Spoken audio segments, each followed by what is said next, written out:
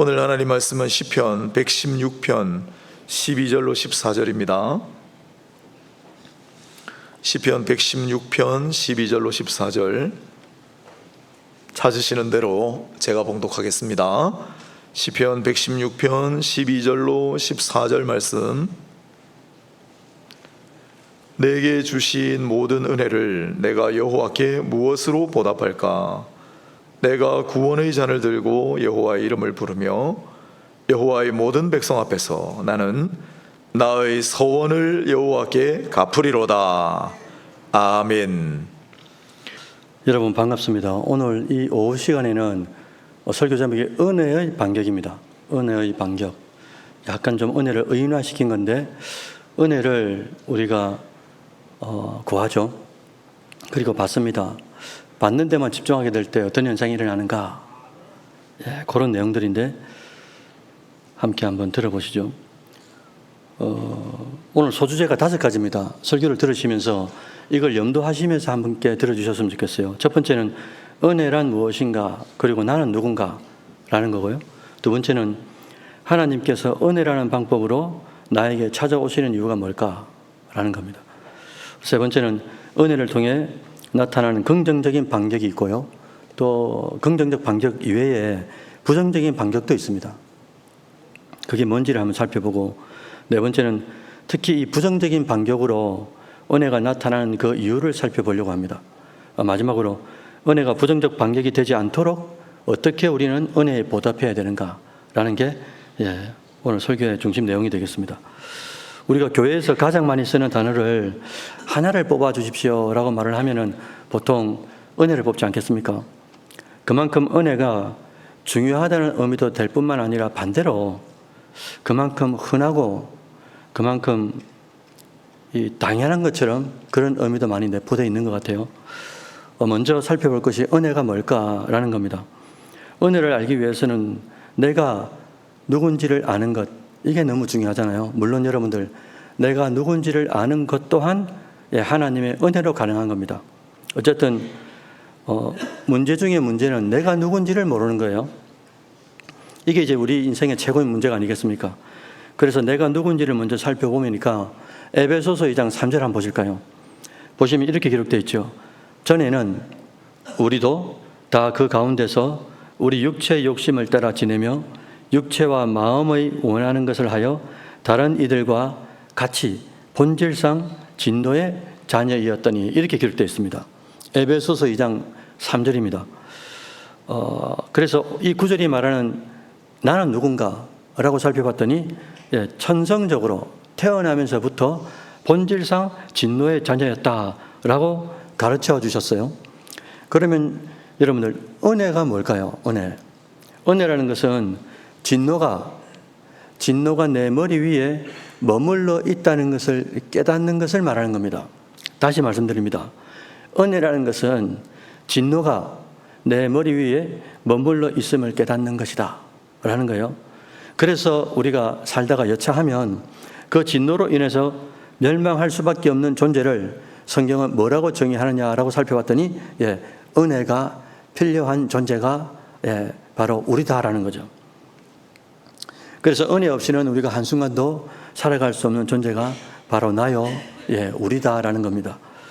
그러면 이렇게 진노의 존재인 나는 어떻게 이 진노로부터 벗어날 수 있는 것인가 라는 게 관건이 되지 않겠어요? 조금 전에 에베소서 2장 3절 보셨지 않습니까? 연이어서 4절, 5절 보시면 이렇게 되어 있습니다. 긍휼이 풍성한 하나님이 우리를 사랑하신 그 큰 사랑을 인하여 허물로 죽은 우리를 그리스도와 함께 살리셨고 너희는 은혜로 구원을 받은 것이라. 너희는 은혜로 구원을 받은 것이라.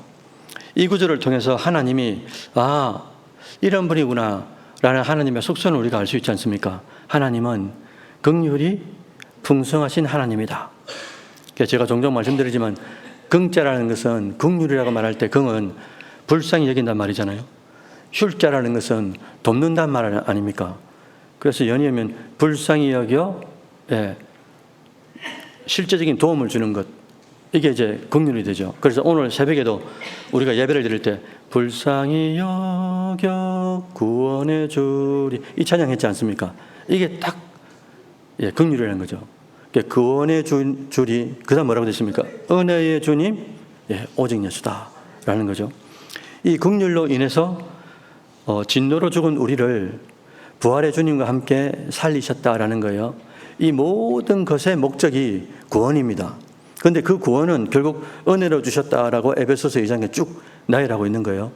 자, 여러분들, 그러면 왜 하나님께서는 이 은혜라는 방법으로 우리에게 구원을 선물로 주시는 것일까? 그 첫 번째 이유는 그 어떤 것으로도 우리는 구원의 은혜를 받을 수 없기 때문인 거죠. 왜냐하니까 말씀드린 바와 같이 본질적으로 진노의 자녀이기 때문인 겁니다.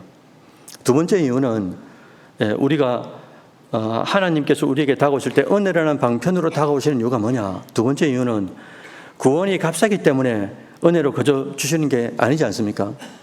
이 땅에 존재하는 그 어떤 것으로도 은혜에 대한 대가를 지불할 수가 없다는 거죠.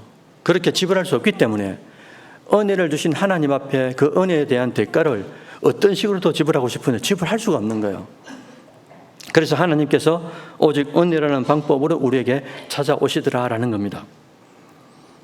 한 번 더 말씀드리면 은혜로만 하나님께서 우리에게 찾아오시는 이유는 우리가 은혜를 받을 수 있는 존재 자체가 되지 않기 때문일 뿐만 아니라 또한 은혜를 받았다 하더라도 받은 은혜에 대한 대가를 그 무엇으로도 갚을 수 없기 때문에 하나님은 우리에게 은혜로만 오실 수 있다라는 거죠. 이런 은혜는 여러분들 많은 특성을 가지고 있지 않습니까? 그 중에 오늘은 은혜에 대한 두 가지 반격을 말씀드리려고 합니다. 두 가지 반격 중에 첫 번째 은혜의 반격은 긍정적인 반격인 거예요. 예를 들면 이런 거죠. 은혜가 임하는 곳에 죽음이 뭐로 바뀝니까? 생명으로 바뀌죠. 또 은혜가 임하는 곳에 절망과 좌절이 희망과 소망으로 바뀌기도 하고요. 또 우울과 괴로움이 있는 그곳에 하나님의 은혜가 임하면서 희락과 즐거움으로 변화되게 되는데 그 모든 근본은 하나님이 주시는 은혜의 긍정적인 반격을 통해서 일어나는 현상이더라라는 겁니다. 결국 이 은혜의 목적은 우리를 하나님과 더욱 친밀한 관계를 유지하게 할 뿐만 아니라 더 나아가서는 우리의 삶, 언행심사를 통해 가지고 예수를 드러내는 그런 목적을 두고 있다는 거죠. 그런데 이 은혜라는 것이 긍정적 반격만 있는 것이 아니다라는 것을 우리가 일상을 살아가면서 인식을 해야 된다는 겁니다. 그래서 두 번째로 은혜의 반격이다 할 때 부정적인 반격도 있습니다. 하나님께서 은혜를 주실 때에 거룩한 목적대로 열매 맺는 것이 아니고 오히려 반대로 부정적인 요소로 우리에게 이 은혜가 반격을 하더라는 거죠. 왜 그런 현상이 일어나는 것일까? 은혜 자체가 악하기 때문이냐? 아니지 않습니까? 그 이유는 은혜 받는 우리의 삶의 태도 그리고 은혜를 받은 자에 대한 이 책임이 따라가야 되는데 이 하나님께서 우리에게 은혜를 주실 때는 거룩하신 목적으로 하나님께서 은혜를 주십니다. 그래서 하나님이 주신 그 은혜도 은혜대로 우리가 삶의 태도가 나타나고 책임의식을 가지고 살아가야 되는데 그렇게 살지 못할 때 이 은혜가 반격을 하더라 이거죠. 그래서 은혜 받은 자의 책임이 뭘까? 두 가지로 지배하게 되는데요. 하나는 은혜 받은 사람은 반드시 변화가 있다는 겁니다. 그런데 이 변화에도 두 가지가 있거든요. 하나는 영적인 변화가 있어요.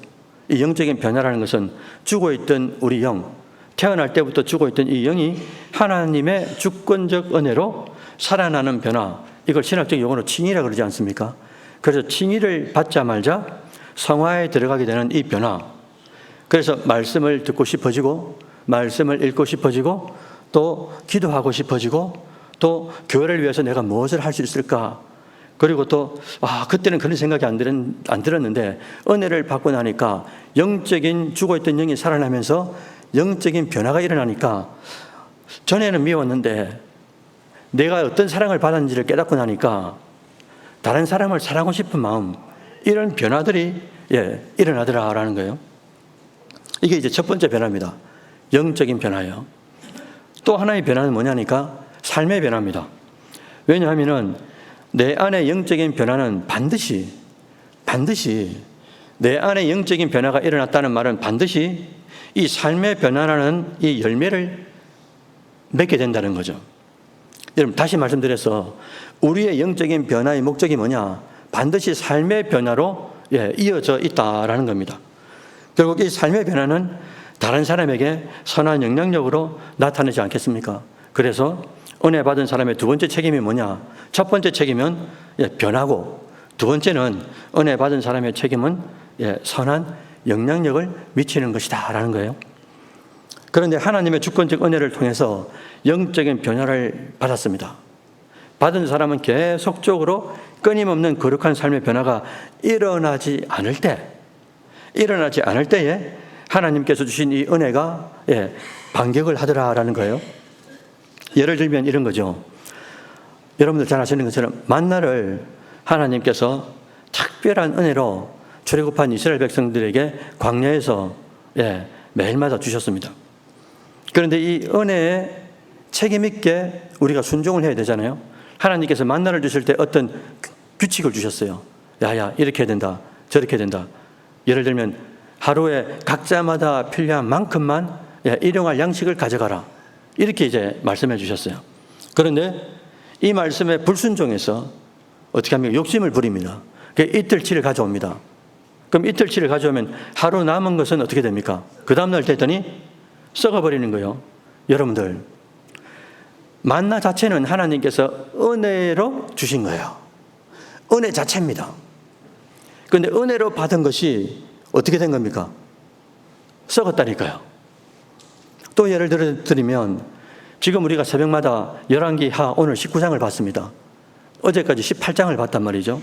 18장에 히스기야 왕이 우상 숭배에 대한 척기를 쭉 하는데 그 우상들 가운데서 뭐가 딱 들어가 있냐면요, 놋뱀도 우상으로 들어가 있었습니다. 여러분들, 이 놋뱀은 열왕기하 18장 4절에 느후사단이라는 단어로 바꿔져 있었어요. 여러분, 놋뱀이 뭡니까?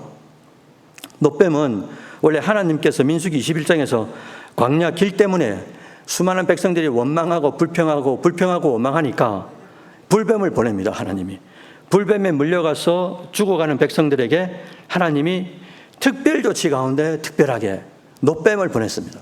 그래서 모세가 이 놋뱀을 만들어가지고 장대에 달아서 들 때 그것을 바라보는 자마다 어떻게 해주셨어요? 살려주신 겁니다. 놋뱀은 하나님께서 특별한 은혜의 조치를 통해서 죽어가는 사람을 살리는 역할을 했던 은혜였던 거예요.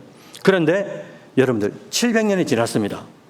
700년이 지나고 히스기야가 왕이 되었습니다. 왕이 되어서 우상을 척결하는데 그 속에 뭐가 포함되어 있었다고요?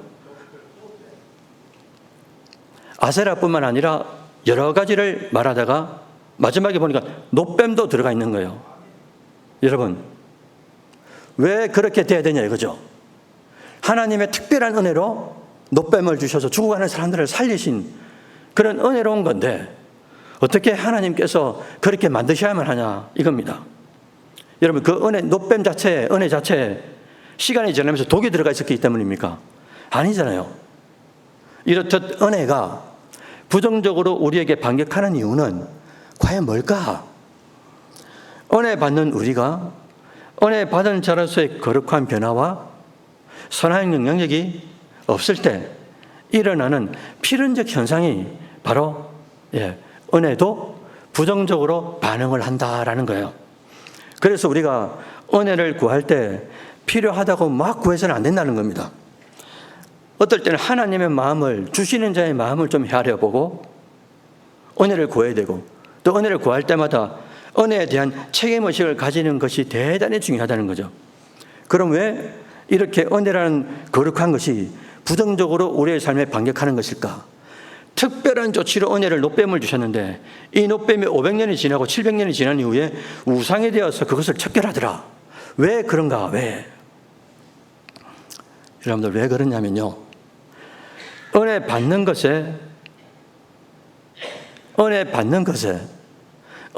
것에만 우리가 집중하기 때문에 그렇다는 겁니다. 그래서 우리는 은혜 받는 것에만 집중하게 되면 여러분 어떤 현상이 일어나겠어요? 은혜를 주신 자의 본심, 진심, 그 중심을 헤아리지 않는 거예요. 왜요? 내가 은혜 받는 것만 집중하니까. 주시는 자가 왜 그걸 주실까? 하나님께서 독생자를 죽여주시면서까지 우리를 구원에 이르게 하셨는데 주시는 자의 마음을 헤아리지도 못하고 받는 자의 입장에서만 생각하면 그게 이제 어린아이 아닙니까? 단단한 걸 먹지 못하는 거죠. 그래서 주시는 자의 진심과 본심과 중심을 헤아리지 못할 그때 일어나는 현상이 성경에 어떤 비유로 나와 있냐면요. 우리가 탕자의 비유 잘 알지 않습니까? 그 마태복음에 나오는 탕자의 비유가 실제적인 탕자가 누구란 말입니까? 방탕하고 돌아온 둘째 아들이 탕자란 말입니까? 아니면 아버지 곁에 있으면서 모든 것이 자기 것이라고 헤아려야 되는데 아버지 곁에 있으면서 아버지의 마음을 헤아리지 못하고 살아서 돌아온 이 동생에 대해서 형제라고 느끼지도 못하고 아버지의 마음처럼 기뻐하지도 못하고 질투하고 시기하고 왜 그런 현상이 일어나냐 이거예요. 왜 그렇습니까? 당연하죠. 아버지하고 같이 살면서도 아버지의 마음을 모르는 거예요.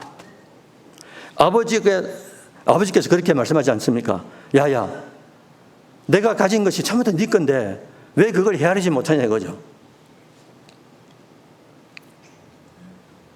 더 나아가서는 하나님을 믿는다고 열심을 내는데 예수님께서 가장 강력하게 공생애 중에 반격하신 존재들이 있었습니다. 그 존재가 누굽니까? 바리새인이요, 서기관이요, 대제사장들입니다. 하나님을 잘 믿는다고 백성을 속였고 자기 자신도 자기를 모르는 거예요. 그러면서 하나님의 중심과 진심은 그 속에 없으니 후 불면은 그냥 먼지처럼 다 날아가는 그 회칠한 무덤이요. 안에는 예수가 하나님이 중심으로 자제하지 않으니까 아무것도 없는 거죠. 거칠에만 남았고 외식만 남은 거죠. 우리도 하나님의 은혜를 구하되 받는 자의 입장에서만 구하게 될 때, 받는 것만 생각하게 될 때 어떻게 된다고요? 예, 탕자의 비유에 나오는 진짜 탕자, 큰아들이 될 수가 있고 또 우리도 또 한 명의 예수님이 가장 싫어하셨던 바리새인이 될 수 있다라는 겁니다. 그래서 우리의 인생도 충분히 은혜 위에 은혜가 안 되고 은혜의 부정적인 반격을 통해 우상 숭배로 변질될 수 있다라는 것을 우리가 은혜 안에 살면서도 항상 각인을 지키면서 살아가야 된다는 거죠. 그래서 우리가 기도하지 않습니까? 하나님, 건강이 필요합니다. 하나님, 물질이 필요합니다. 하나님, 위로도 평안도 필요하고요. 그리고 또 청년들 간구하는 것처럼 앞으로 확실한 미래가 보장되었으면 좋겠습니다. 그게 직장으로, 사람으로, 배우자로. 이런 뭔가가 필요해서 그렇게 간절히 기도하면서 하나님 앞에 구했더니 하나님께서 긍휼함을 베푸셔서 은혜로 응답해 주셨어요. 문제는 은혜를 받은 그 이후에 건강과 물질과 위로와 평안을 가지고 은혜에 걸맞는 거룩한 변화와 선한 영향력을 위해 살아가야 한다는 이 책임의식을 놓치는 그 순간부터 어떻게 된다고요? 우리는 또 한 명의 형이 될 수도 있고 또 한 명의 바리새인이 될 수 있더라라는 겁니다. 그러면 우리가 은혜로 시작해서 은혜로 마무리하기 위해 우리가 어떻게 해야 되는 것인가? 그래서 오늘 본문이 그것을 절절하게 표현하고 있는 거죠. 시편 기자가 이렇게 고백하죠. 내가 내게 주신 모든 은혜를 말씀하셨어요.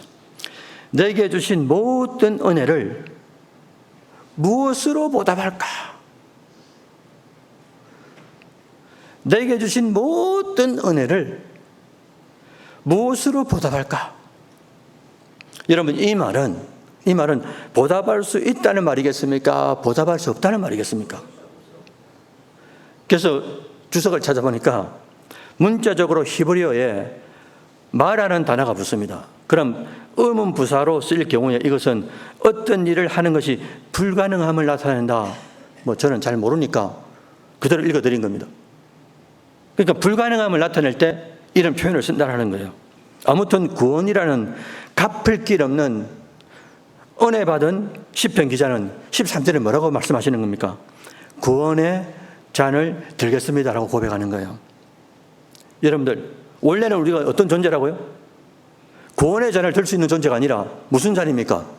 예, 진노의 잔을 받은 존재들이에요. 그런데 진노의 잔에 놓였으나 갚을 길이 없는 은혜로 인해서 우리는 뭐를 들게 된 겁니까? 구원의 잔을 들게 됐다는 거죠. 그리고 이 구원의 잔을 들고 어떻게 한다고 13절 후반부에 말씀하고 있는 겁니까? 여호와의 이름을 어떻게 해요?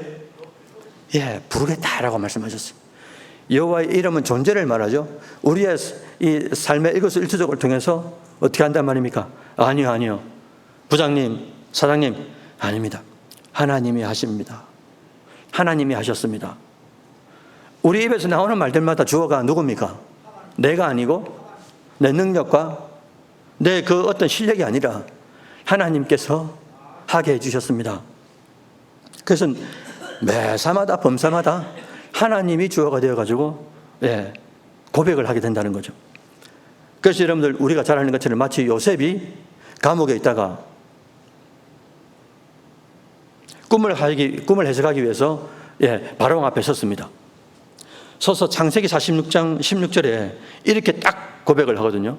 요셉이 꿈을 해석하기 직전에 요셉이 누굴 자랑하는지 보십시오. 요셉이 바로에게 대답하여 이르되 내가 아니라 하나님께서 바로에게 편안한 대답을 하실 겁니다. 이렇게 고백하는 거예요. 요셉이 꿈을 해석할 겁니다. 두 가지 꿈이 있는데 이 공통분모는 한 가지였어요. 그런데 그것을 요셉이 꿈을 해석하는데 해석하기 전에 뭐 한다고요? 하나님이 하신다는 거예요. 하나님. 그래서 14절에서 시편 기자는 연이어 고백하지 않습니까? 나는 여호와께 드린 나의 소원과 맹세를 지킬 겁니다. 문제는 그것을 어떻게 지키느냐라는 것이 관건이었는데 계속해서 보니까 서원하고 맹세한 것을 여호와의 모든 백성 앞에서 나의 약속을 지키겠습니다 라고 시편 기자가 고백하고 있더라라는 거예요. 결국은 자신의 삶을 통해서 일상의 삶을 통해서 다른 사람들에게 선한 영향력으로 드러나겠다라는 것 아니겠습니까? 누가 말입니까? 내 은행 심사를 통해서 하나님께서 주신 그 갚을 길 없는 모든 은혜를 드러내겠다라는 이 삶의 고백이 되는 거죠. 그렇게 되기 위해서 우리는 진짜 어떻게 살아야 될까? 순간순간마다 하루하루마다 한 달 한 달마다 계절마다 우리가 진짜 어떻게 살아야 될까? 결론이 이거죠. 은혜를 받는 데만 집중해서는 안 된다라는 거예요. 그리고 또 두 번째는 은혜를 받았으면 그 은혜의 목적에 맞게끔 주신 자를 헤아리는 겁니다. 주신 자가 왜 주셨을까?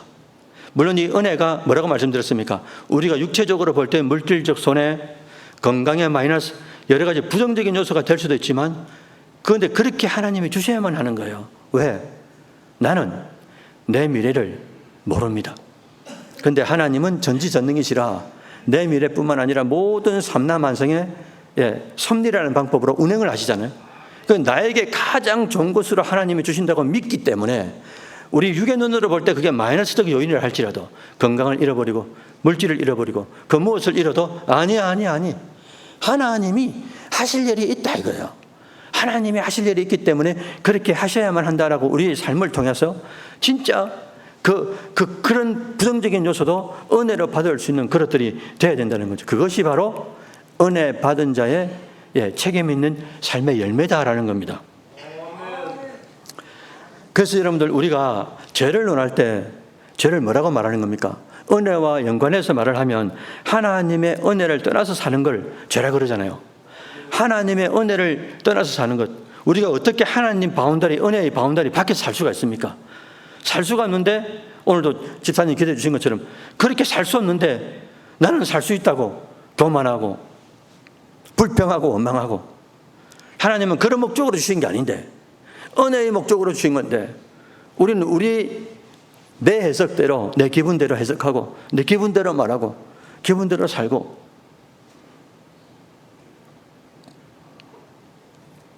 그래서 한 번 사는 인생을 은혜를 떠나서 살지 말고 은혜 안에서 거룩한 변화, 그리고 선한 영향력,